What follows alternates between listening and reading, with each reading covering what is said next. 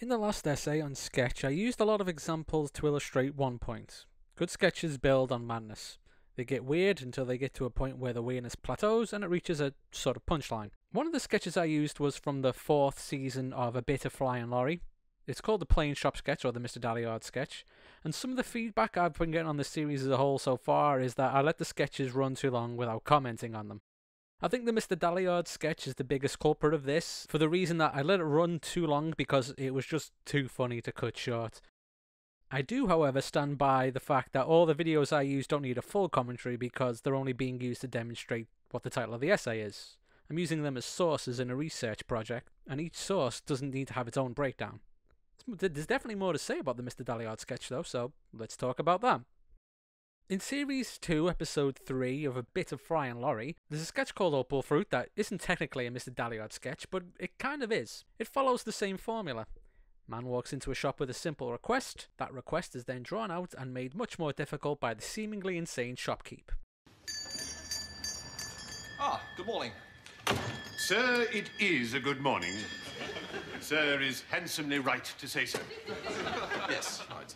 Was Sir aware, I'm in the business of wondering, that I made so bold as to remark to the youngest of my mothers earlier today on the goodness of the morning as she wheeled me into an upright position? Was Sir in an awareness of that? This sketch really isn't as tight as the other ones. I think it proves that the off-screen character of Mr. Dalliard really is the jewel in the crown of those pieces, but you definitely see the roots of the Mr. Dalliard sketch here, especially in the way Stephen Fry's character will ask an obvious question in a roundabout way, or will needlessly extrapolate on an innocuous comment for as long as he can. And if two broad-shouldered, long-fingered young men such as ourselves can come independently to the conclusion that the morning they are currently experiencing is one of a goodness, then one of a goodness it most assuredly is. Really? We also see the way he uses logical steps in the progression of the conversation to build on the madness.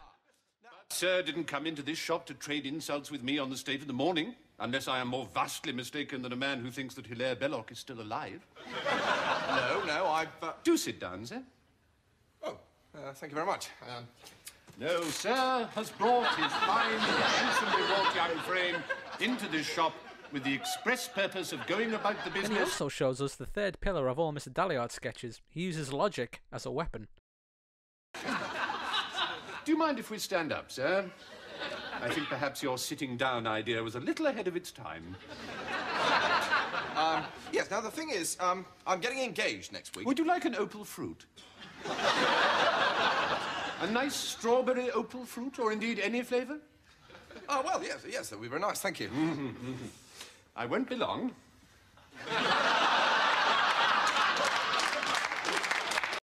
Here's the same beats unfolding in the first official Mr. Dalliard sketch, the shoe shop sketch. Good morning. I beg your pardon? I said good morning. Good morning to you, sir. Mr. Dalliard, we have a gentleman in the shop. I've parried his opening remark, and we are now having a pleasant conversation. Mr. Dalliard will be joining us as soon as it's likely. You'll see once Mr. Dalliard is introduced as an off-screen character, the sketches become a bit zanier. One says good morning, does one not, Mr. Jowett? But in fact, if you were kind enough to look outside the door, which is conveniently situated just over there, for Christ's sake, you will see that it is far from a good morning. It is, in fact, rather wintry. Yes. More so than the other sketches on the show, the Mr. Dalliard sketches really get a laugh out of the use of language. Wintriness to you, young Master Jowett. How may we serve? Well, I was after a pair of shoes. Very well, I shall serve them first. I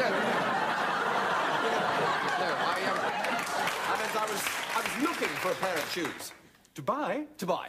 Mr. Dalliard, the gentleman wants to buy a pair of shoes. Really? Oh, what rotten decomposing luck. Mr. Dalliard tells me we have no shoes. Oh, I must say, you've got very good hearing. But Fry also does this thing where he uses, like, the word next to the word he needs to say, and it creates a real left-of-centre gag. It's brilliant. Have you? Yes, I should make it clearer than a Waterford bedpan that he is not my Mr. Dalliard. He's everybody's Mr. Dalliard. A gift to the nation, if you like. As much my Mr. Dalliard as your Mr. Dalliard. Or, dare I say it, and I think I dare, Graham Gooch's Mr. Dalliard. Graham Gooch? Then there's the sketch that I used in my previous video from Season 4, Episode 4, the Plane Shop sketch. So, in plain-flavoured English, when is your son's birthday? The day after Tuesday. The day after? My word, doctors are so specific these days, aren't they? And are you expecting this boy to be a boy or a girl? No, it's my son. He's 9. This is going to be his 10th birthday. His 10th? Oh, sir, I fear you're spoiling him. I was only ever allowed 1. On my birthday, usually. Still, I dare say you know your own business best. Just don't come bleating to Mr. Dalliard and me if this son of yours turns out to be one of those drug jockeys we're always reading about on television. A glass of water? No, thank you. A cup of water? No. A plate of water, then? No, thank you. I just want a model aeroplane. A model aeroplane of water? No.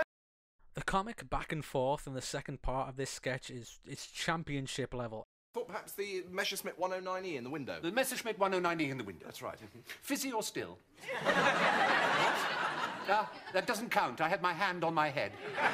Just ignore anything I say when my hand is on my head. So, every straight man line Hugh Laurie's character delivers is, what's the word the fencing guy uses? Parried? It was parried by Stephen Fry's more bizarre line. What's this? a Messerschmitt 109E and a fix for that degenerate junkie son of yours. But he's already done. Sir? Well, the model's ready assembled. Well, you can't expect us to do all the work ourselves, sir. The whole joy of modelling lies in carefully scraping off the paint, soaking off the transfers, taking the plane apart piece by piece, putting each piece into a small polythene bag, which is then sealed and placed inside the box.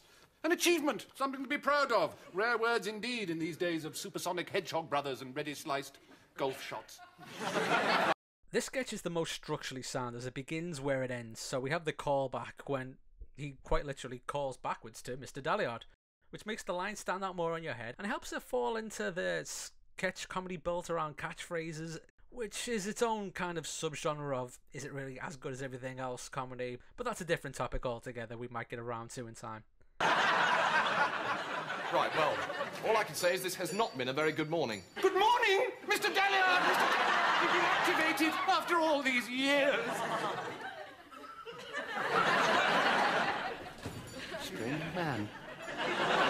That's been a look at the Mr. Dalliard sketch. I'm going to try uploading the full sketches on the channel as well, but I'll have to take them down if the BBC tells me to. If they do get taken down, don't forget there's more videos on this channel that you can watch, and you can subscribe to see when the next video essay will be online too.